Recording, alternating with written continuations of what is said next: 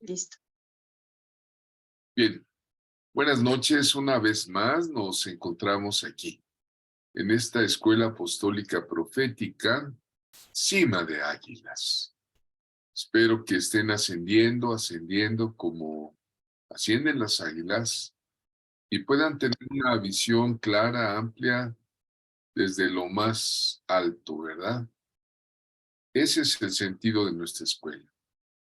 El ascenso y el dominio desde lo alto, por eso se llama Cima de Águilas.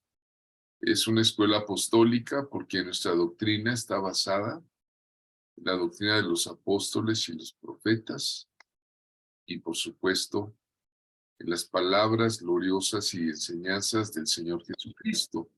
Somos una escuela totalmente cristocéntrica. ¿Qué es esto de cristocéntrica? Que Cristo es el centro de nuestra escuela. Soy el director por la gracia divina. Mi nombre es Javier Hermoso Barrada. Y me da gusto estar con ustedes y ya empezar a invitarles a cursar el próximo curso y de actualización. Nosotros terminamos este curso lanzando el ministerio profético. Lo terminamos el 1 de mayo y el 5 de junio ya vayan preparándose para seguir con el tomo número 2, el despertar del carácter profético, que va a tener un nuevo título porque se está actualizando la edición, es la segunda edición. Se llama Los profetas y el despertar del carácter y el desarrollo del carácter. Los profetas y el desarrollo del carácter.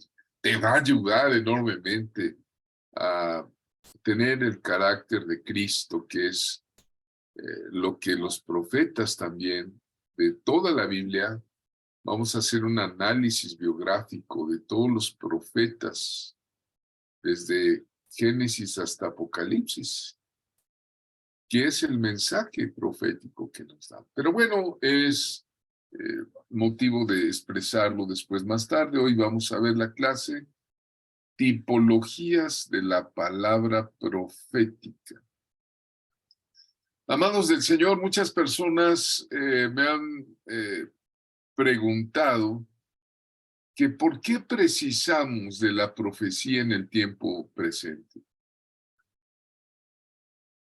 ¿Por qué? ¿Por qué es necesaria la profecía en el tiempo presente? Porque todos necesitamos una verdad presente. Recuerden que estamos en el siglo XXI. Han pasado 21 siglos de cristianismo desde que nuestro amadísimo Señor Jesucristo ascendió a los cielos y la humanidad ha seguido su curso hasta que Él venga. Y por lo tanto, la profecía está gravitando, está vigente. Y la profecía trae una verdad presente del Espíritu Santo y de las Escrituras para todas las personas que la escuchan. Hablando de las tipologías de la palabra profética, quiero expresarte que hay dos palabras importantes del griego bíblico. ¿Cuántos saben que la Biblia se escribió en dos idiomas fundamentalmente, aunque hay fragmentos de otro idioma que es el arameo, que es la palabra, la lengua que hablaba Jesucristo, el arameo? Pero son dos idiomas fundamentales, es el hebreo, es un idioma complejo con 22 consonantes, y el griego, que es un idioma sumamente amplio, culto, y de esta manera el Señor escribió o mandó a sus hombres de Dios para escribir la Biblia en dos grandes bloques que se llaman testamentos o pactos, Antiguo Pacto y Nuevo Pacto. El primer pacto es en hebreo, el segundo testamento es en griego, ¿no? Pero hoy voy a hablar de las palabras en griego del Nuevo Testamento. Hay dos palabras importantes, muy importantes en el griego bíblico, que se traducen como palabra. la palabra. Una de ellas es logos. Repitan ahí en casa conmigo, logos. Y el otro es el rema. Repitan conmigo en casa, rema. El logos y rema son dos términos traducidos como la palabra. Aparecen así en las escrituras. Cada uno de estos términos se ha elegido, aunque se escriben como la palabra, expresan diferentes significados. Y de esto quiero hablarte. Empezaremos por la palabra logos. En la Biblia, la palabra logos aparece, por ejemplo, en 2 de Timoteo 2:15. Dice, procura con diligencia presentarte a Dios aprobado. ¿Cuántos quieren ser aprobados? ¿Cuántos necesitan ser aprobados ante Dios o qué? ¿Quieres ser una persona reprobada? Yo creo que no. Y dice la Escritura, procura, ¿verdad? Presentarte a Dios aprobado, dice, como un obrero. ¿Qué es un obrero? Alguien que trabaja, que no tiene de qué avergonzarse, que usa bien la palabra de verdad. Ojo, aquí donde dice que usa bien la palabra logos de verdad. La palabra, esto quiere decir que el obrero de Dios conoce la palabra, la estudia, la analiza, la degusta, escudriña. Recuerda que el Señor Jesucristo dijo escudriñar las escrituras, porque a ustedes les parece que en ellas tienen la vida eterna. Y la palabra logos que aparece en este versículo de 2 de Timoteo 2:15, dice que el obrero aprobado usa bien el logos de verdad. Ahora, también en la Biblia aparece en el Evangelio de Juan 1, versículo 1, el término logos muy interesante, muy interesante. Habla del propio Señor Jesucristo como el logos hecho carne, la palabra que se hizo carne. Esto es formidable, es un verdadero milagro, es la anunciación de la gloria de Dios en la tierra que nos visitó hecho carne, el propio Rey de Reyes, el Hijo de Dios, Yeshua HaMashiach, Jesucristo, nos visitó y dice en el principio, y cuando dice el principio se refiere, yo creo, como el libro de Génesis. Génesis en hebreo es Bereshit. En el principio era el verbo, y el verbo era con Dios y el verbo era Dios. Fíjate qué importante. En el principio era el logos, traducido al griego, y el logos era con Dios y el logos era Dios.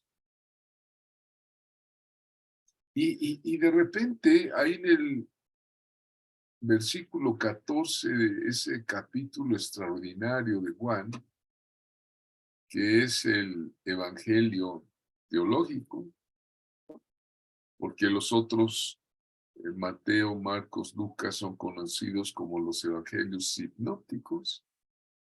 Este evangelio dice en el versículo 1:14, y aquel verbo fue hecho carne y habitó entre nosotros. Y vimos su gloria, gloria como del unigénito del Padre, lleno de gracia y de verdad. ¡Qué extraordinario es esto, hermanos! Que el verbo se hizo carne, tomó la fragilidad de nosotros, escogió estar 9 meses en el vientre de una mujer humana, ahí en las aguas del vientre. Escogió nacer a través del parto, y ustedes conocen la historia de Jesucristo, el verbo que se hizo carne. El verbo, el logos se hizo carne. Quiero que entiendan esto. ¿Qué es el logos? ¿Cómo podemos definir el logos? Pablo lo muestra como todo el consejo de Dios. ¿Dónde está todo el consejo de Dios? En las Escrituras. Todo el consejo de Dios señalado en la Biblia, las Escrituras en su totalidad. Jesús mismo dijo, el cielo y la tierra pasarán, pero mis palabras, mi logos, no pasarán. ¿Ah? ¿Qué te parece eso? El logos de Dios es creativo. Cuando tú ves la palabra de Dios, la estudias, la escudriñas, el Señor da creatividad, es verdadero, es auténtico. Una parte de la Biblia, decía ayer el profeta Heiki, de acuerdo a nuestro curso, nadie ni añadirá ni quitará la palabra. Por ahí se dice que el Papa Católico quiere hacer una Biblia nueva, porque la que tenemos, dice, ya está obsoleta, es antigua en muchas cosas. Cuidado con añadir o quitar. El Logos es poderoso, es infalible, es decir, no se equivoca. Es indiscutiblemente completo. Nadie puede poner el Evangelio según San Juanito Pérez. Que me perdonen los Juanitos y los Pérez. Está completo el Evangelio, es eterno ya. La palabra logos de Dios ya está eternamente. El logos es la norma eterna de Dios. Si dice allí, no te harás imagen, es norma. Si te dice, no te postrarás ante ellas, ni las honrarás, ni las venerarás, es norma. Si te dice, no matarás, es norma. No adulterarás, es norma. Si dice, amarás a tu prójimo como a ti mismo, es norma. Entonces, el logos es la norma eterna de Dios en toda enseñanza en la iglesia. Si dice, orad sin cesar, es logos. Ahí en el logos está la revelación, la doctrina. Qué importante es ahora la sana doctrina. Tengo un amigo pastor que hizo un examen a sus congregantes para saber cuánta Biblia sabían y conocían en cuestión doctrinal. ¿Y saben qué? Muchos no tenían ni idea de la sana doctrina. Por eso, amados del Señor, en esta escuela apostólica y profética, nunca me cansaré de decirles, repetirles y decirles, amados, queridos alumnos, no dejen de tener su cita diaria con Dios. ¿Qué es una cita con Dios? ¿Orar nada más? No. No. Una cita con Dios necesita la Biblia, la lectura y el estudio de la Biblia. Poco, mucho, pero lee tu Biblia. Diariamente, una cita con Dios. Porque en la Biblia está el logos, está la revelación, está la doctrina, está la predicación, está la profecía que debe ser sujeta y medida a ese logos eterno. La profecía verdadera se tiene que sujetar a ese logos eterno. Por eso, alumnos queridos, si no están teniendo su cita diaria con Dios, su vida devocional, quiero decirles algo, nada más están jugando. Jugando a disque ser profetas. No. Esta es una escuela de formación profética, de gente profética, Y no tienes idea de cuánta gente oró para que tú llegaras a este conocimiento. El estudio de la palabra de Dios es necesario. El estudio de la palabra de Dios es la norma eterna, es la enseñanza de la iglesia. Una iglesia sin su palabra no funciona, es solo un club.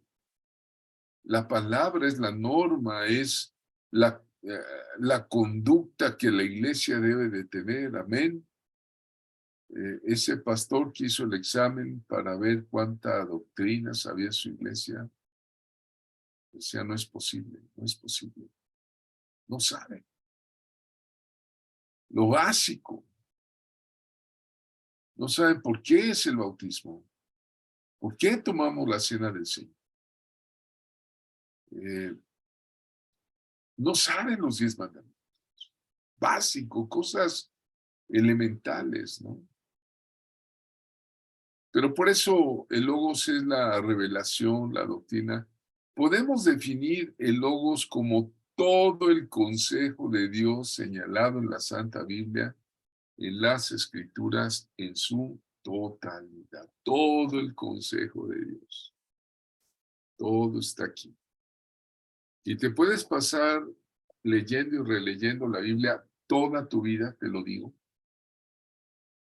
y no terminarías de entender la maravillosa revelación, pero lo que Dios te dé está bien. Ahora, amados, quiero recordarles algo así básico. ¿Cuáles son los 5 principios de la lectura bíblica? 1, leerla. Alguien diga allá en casa, leerla. 2, entenderla. Digan allá en casa, entenderla. 3, creerla. Diga usted, creerla. Es la fe. 4, vivirla. A ver, vamos, no los oigo. Aunque tengan sus micrófonos apagados, digan las 5. Compartirla. Ese es el principio de la lectura bíblica. Si tú lees la Biblia, busca estos principios. Ahora, hay un principio maravilloso que está en 2 de Pedro 1, 20, 21. Yo que tú iba a mi Biblia y subrayaba la 2 de Pedro 1, 20, 21 y la dejaba ahí como un versículo muy importante. Decía Pedro, entendiendo primero esto, que ninguna profecía de la Escritura es de interpretación privada. Porque nunca la profecía fue traída por voluntad humana, sino que los santos hombres de Dios hablaron siendo inspirados por el Espíritu Santo. ¿Quién es el autor de la Escritura? El Espíritu Santo. ¿Quién inspiró los corazones de todos estos escritores bíblicos? El Espíritu Santo. El Espíritu Santo que estuvo, sería interminable la clase de decirles en cuántos profetas, pero les aconsejo que en el segundo curso vamos a ir estudiando profeta por profeta su mensaje y qué puedo tomar del mensaje profético para poner en mi corazón y en mi carácter. ¿Qué te parece eso? Este es el sentido del segundo libro. Entonces los santos hombres de Dios hablaron inspirados por el Espíritu Santo. Algunos me han dicho, profeta, pastor, dígame, ¿qué versión de la Biblia debo de leer? Bueno, yo te voy a decir cuál no te recomiendo. Si tienes tu Biblia de los Testigos de Jehová, no. Es más, ni siquiera la regales. Ahí hubo una intervención falsa, ¿no? Le quitan y le ponen a su gusto, ¿no? no reconocen a Jesucristo como el Hijo del Dios viviente. Al Espíritu Santo lo ven como una fuerza activa, como una energía. Energía, pues la electricidad, el calor, la luz. No. Otra Biblia que no te sugiero, y ahí voy a entrar en controversias y yo sé que algunos de ustedes me van a decir, ay, está mal, está mal. La NBI.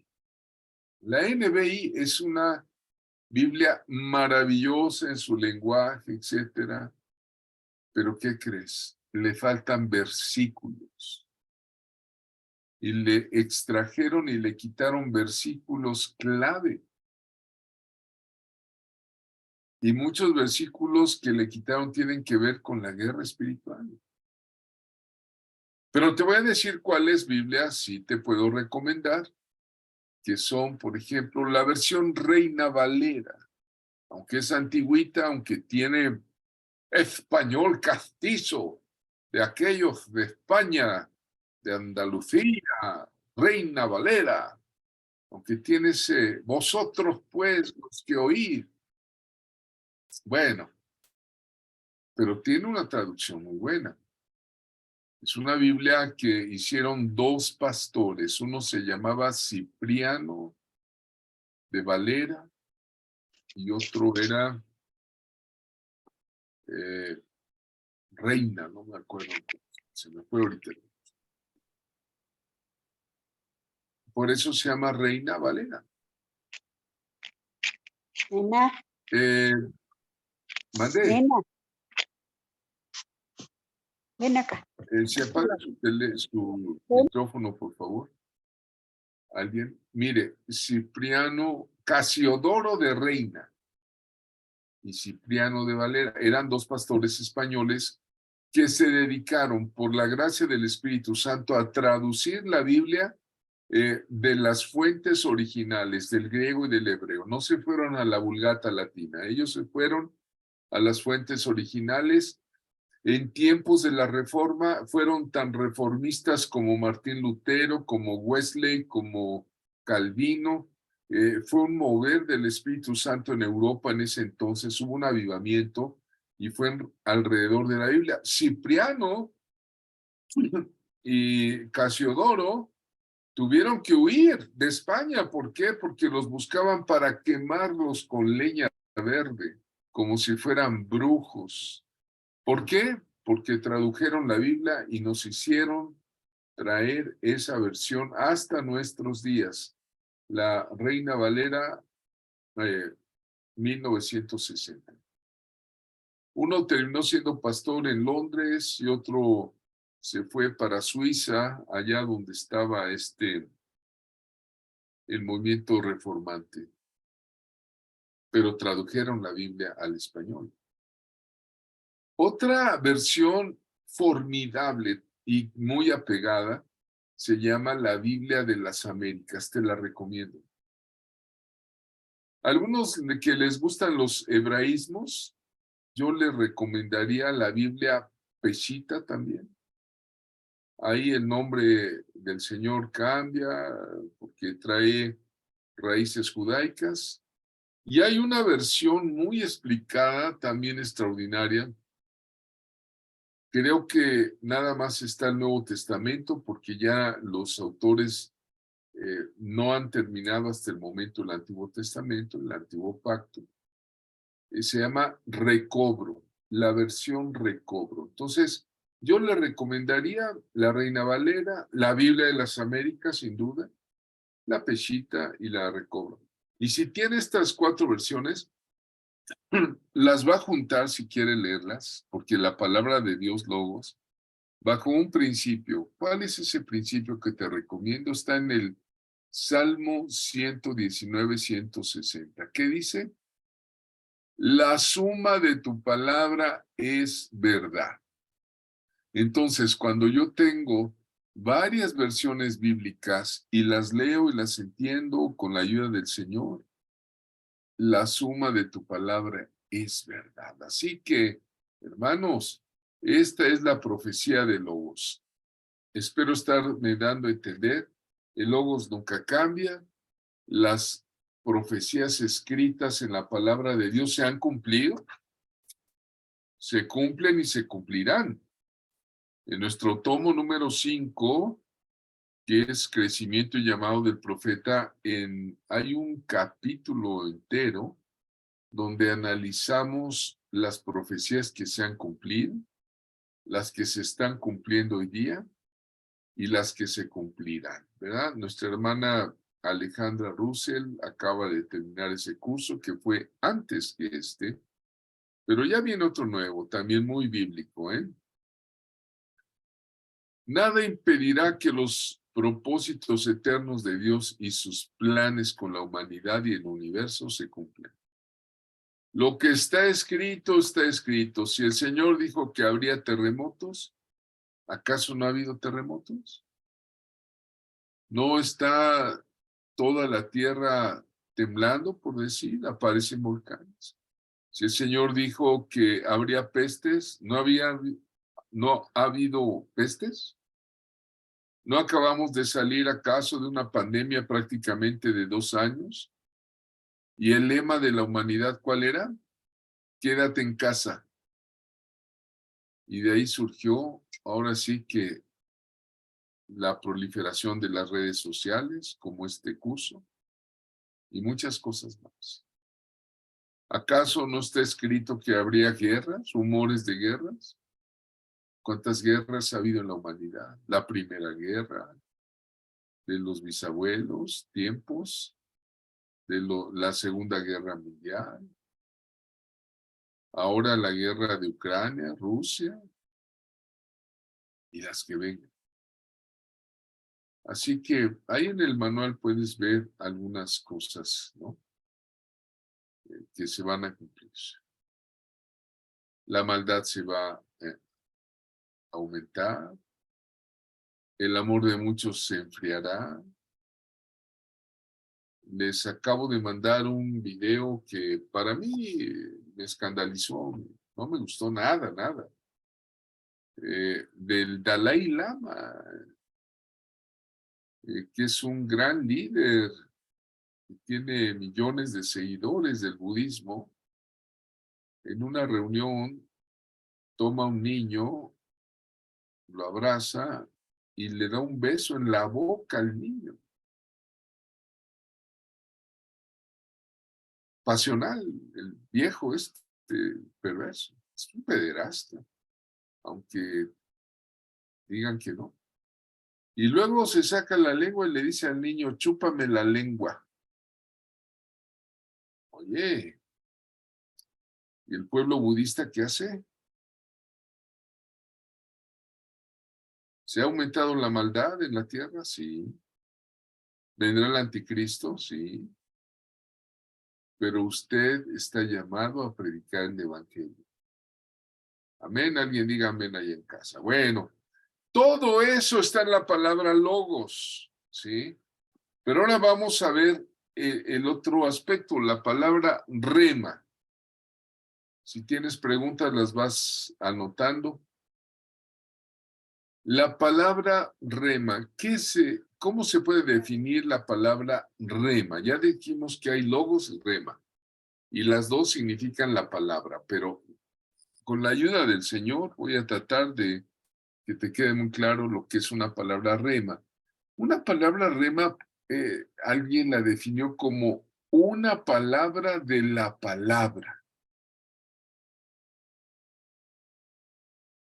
Denota aquello que es expresado en la palabra, hablado, escrito. En particular, la palabra rema es una palabra vivificada por una palabra hablada, por una confesión de nosotros los cristianos, por un mensaje, un mandato, ¿no? Es una declaración específica, ¿no? Es cuando tú lees el Salmo 23, por ejemplo, y dice, Jehová es mi pastor, nada me faltará. Y lo lees, Y el Espíritu Santo lo activa en tu mente, en tu corazón, de tal manera esa frase, ¿sí? Que tú dices, el Señor Jehová es el pastor mío, mío, mío, mío. Aquí me está diciendo que es mi pastor. Y el Espíritu te lo activa, la palabra rema, y tú sabes que nada te va a faltar, nada me faltará, nada, porque está escrito. Entonces la palabra rema tiene un poder como un mandato espiritual que Dios envía, una afirmación por sí sola. Una palabra rema es una palabra especial, que cuando tú la lees se activa. Es una palabra creativa que cuando tú la lees está creando algo en tu vida. Ese es el rema. Es dirección. El rema es una orden celestial. Es una declaración contundente. La palabra rema proviene de logos, siempre. No puede haber rema sin logos. Por ejemplo, la instrucción que dice la Escritura, la espada del Espíritu, ¿no? ¿Por qué dice la espada del Espíritu? ¿Para qué sirve una espada? Para combatir. Es cuando Jesucristo, nuestro amadísimo Señor, le dice al propio Satanás, escrito está. Escrito está. Y el Señor menciona 3 versículos poderosos del libro de Deuteronomio. Y el diablo termina yéndose. ¿Por qué? Porque escrito está. Pero el Señor le hizo rema allí. Sí, ahí está escrito. Pero el Señor hizo rema, la espada del Espíritu, que es la palabra de Dios. Como dice Efesios 6:17. El rema no es la referencia de la Biblia escrita como tal, así, ¿no? El rema es algo que el Espíritu también va a traer a nuestra memoria para que lo tengamos presente en la vida. Algo que nos va a traer en tiempos de necesidad, siendo el requisito previo para tomar ese rema el conocimiento de la palabra. Por eso te digo, lee las Escrituras, memorízalas, porque la vas a necesitar en su momento. Ok, tienes el logos escrito, impreso, pero el rema es la palabra que activa. Por todo lo expresado, el rema proviene del logos y es una palabra específica y puntual inspirada por el Espíritu Santo. Por ejemplo, aquí está escrito, ¿no? Se me ocurre decir que Dios dijo en la ley, indefectiblemente diezmarás. ¿O qué te parece ese versículo que dice que ahora que estamos en tiempos de Pascua, ninguno se presentará delante del Señor con las manos vacías? ¿No? Y cuando yo leo esto, sé que hay un poder de Dios, que si yo me presento con las manos vacías, pues no se va a agradar Dios. Y por el Espíritu Santo, en su momento, el Señor va a saber si me presenté con las manos vacías o no. La fe viene por el oír. Y el oír, la palabra de Dios. Cuando yo oigo que los hijos del justo serán poderosos en la tierra,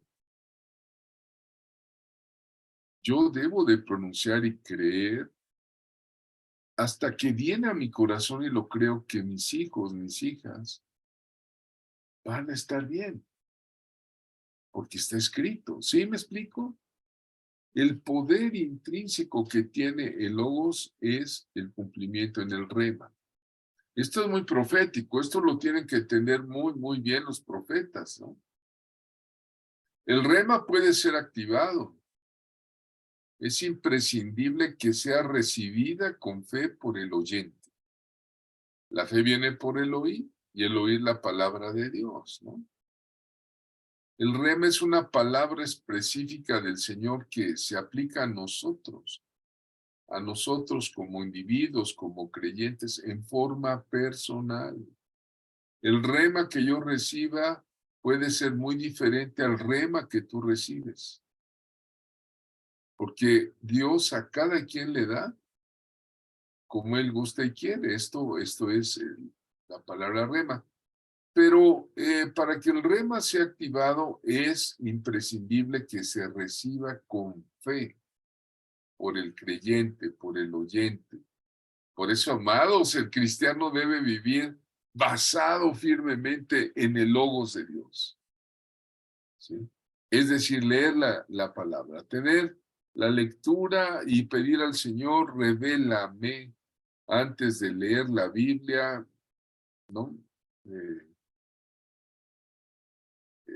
el rema se ejercita en esa relación íntima con el Señor, ese momento secreto de Dios, donde recibes un secreto de Dios que se adecúa a tu necesidad, que se adecúa a tu decisión específica. Por eso dice, por ejemplo, ahorita se me ocurre el versículo de Santiago. ¿Alguno de ustedes tiene falta de sabiduría? Pídala a Dios, el cual da abundantemente y sin reproche. Entonces Dios puede hacer al necio un sabio. ¿Cómo es esto? Es un milagro, es una activación. Espero que estén entendiendo, mis amados. Debe quedar claro que logos nunca cambian. Las profecías de la palabra de Dios se cumplen y se cumplirán. Nada va a impedir los propósitos eternos de Dios, los planes que Él tiene para con la humanidad y el universo se van a cumplir. Por eso es importante que tengamos muy presente el logos y el rema. Mira, si comparamos el logos con el cuerpo humano, el rema es como un miembro específico del cuerpo, ¿no? Recuerdo cuando Pablo dice, el ojo no le puede decir al pie, no te necesito, ¿no? Podemos decir con certeza que el cuerpo es el logos y puede sobrevivir sin algunos miembros, pensando que el miembro es el rema, por ejemplo. Un ser humano puede vivir sin un ojo, perdió un ojo en un accidente, pero puede vivir así. Pero un ojo no puede vivir sin un cuerpo humano. ¿Sí me entiende? Ningún miembro rema puede sobrevivir sin el cuerpo que es logos. Por eso nosotros tenemos el privilegio, es un privilegio, de contar con la Biblia. Además está comprobado que las personas que leen la Biblia se vuelven más cultas. Está comprobado. Y no es como un milagro activo del Espíritu Santo, sino también por el lenguaje. La gente que lee la Biblia tiene mayor lenguaje, mayor versatilidad. La verdad eterna de Dios es el Logos, ¿verdad? Y Dios nos ha provisto en su amor también el rema, la palabra, para alguna situación específica, ¿verdad? El rema, vuelvo a insistir para que les quede claro, amadísimos, es una revelación interna. El rema es una comunicación directa de Dios por su Espíritu Santo a nuestro espíritu humano. ¿Sí? Puede venir de diferentes maneras. Al leer la Biblia, ¿no? De pronto, te repito, el Espíritu Santo da vida a un versículo, a una palabra con poder sobrenatural en nuestro espíritu humano, para que lo tomemos para nuestra vida. Espero estarme dando a explicar muy claro. Ahí está mi amigo Abel, el predicador.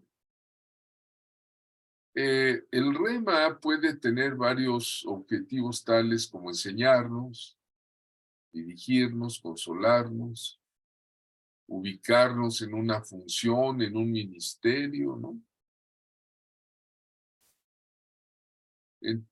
Hay muchos casos donde no fue el rema de Dios el que falló. Dios nos puede dar un rema, es el caso de Saúl, ¿no?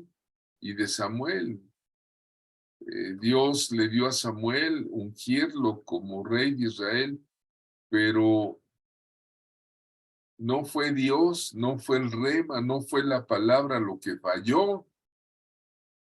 ¿Qué es lo que falló? Las personas fueron las que no obedecieron. No respondieron, ni creyeron, ni actuaron, ni esperaron en conformidad con esa palabra, ¿no? Y por eso, bueno, ¿qué le pasó a Saúl? Dios le quitó el reinado, ¿no? Mi pueblo pereció porque le faltó conocimiento. Por cuanto desechaste el conocimiento, yo te echaré también del sacerdocio. Dice la escritura en 1 de Samuel 9:17, que Samuel vio a Saúl y Jehová le dijo, he aquí este es el varón del cual te hablé, este gobernará mi pueblo. Y Samuel con ese rema se le presenta a ese varón.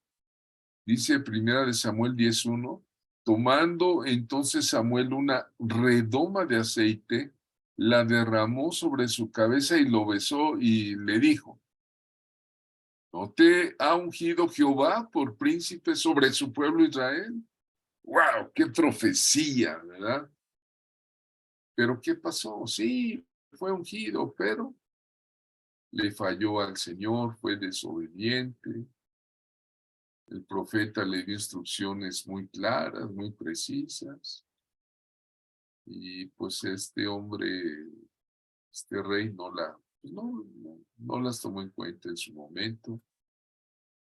Y después, aunque quiso volver a retomar el reino, le decía a Samuel, bendíceme, y hasta le desgarró el manto a Samuel. Por eso dice el libro de Hebreos 3:12, mirad, hermanos, que no haya en ninguno de ustedes corazón malo de incredulidad para apartarse del Dios vivo. Bueno, estoy terminando este precioso tema. Vimos que Jesús es el Logos que se hizo carne. Y, por ejemplo, esos señores, los fariseos, los doctores de la ley, los escribanos, los saduceos, los escribas, pues conocían perfectamente la palabra escrita, la ley, tal, pero no recibieron al Verbo hecho carne, ¿no? A lo suyo vino, pero los suyos no le recibieron. Incluso venían y lo tentaban, le decían que les mostrase señal del cielo. Muéstranos una señal del cielo para que creamos. Y que les dice, ay, ay, ay. Ustedes dicen buen tiempo porque el cielo tiene arreboles, están las nubes con arrebolitos, Y a veces dicen, hoy habrá tempestad porque está con cielo nublado. Y Jesús les dice, qué hipócritas. Saben distinguir el aspecto del cielo, mas las señales de los tiempos no podéis. La gente profética debemos estar atentos a las señales de los tiempos. A estos señores Jesús les dijo, la generación mala y adúltera demanda señal, pero no le va a ser dada señal, sino la señal del profeta Jonás, y dejándolo se fue. Así que recuerda que la Biblia dice que la propia Biblia fue escrita por santos hombres de Dios, inspirados por el Espíritu Santo. Y que ninguna profecía de la Escritura es de interpretación privada, sino que toda la Escritura, el pueblo de Dios la puede entender. Por eso Martín Lutero, cuando hizo la traducción al lenguaje alemán, para que el pueblo alemán entendiera, era una traducción que antes, por muchos siglos, la Iglesia Católica Romana prohibía el estudio de la Biblia. Hoy día nosotros tenemos, hermanos, revelación plena de Dios en nuestros corazones. Dios quiere que cada día tengas más conocimiento de la palabra logos y más conocimiento de la palabra rema para tu vida. ¿Sí? Así que Jesucristo sea contigo y agradezco mucho su atención, porque como decía Pablo a los tesalonicenses, todos ustedes son hijos de la luz e hijos del día. No somos de la noche ni de las tinieblas. Por lo tanto, no durmamos como los demás, sino velemos y seamos sobrios. Bueno, pues les agradezco mucho su atención desde esta Escuela de Profetas Cima de Águilas. Vamos a dejar de grabar y voy a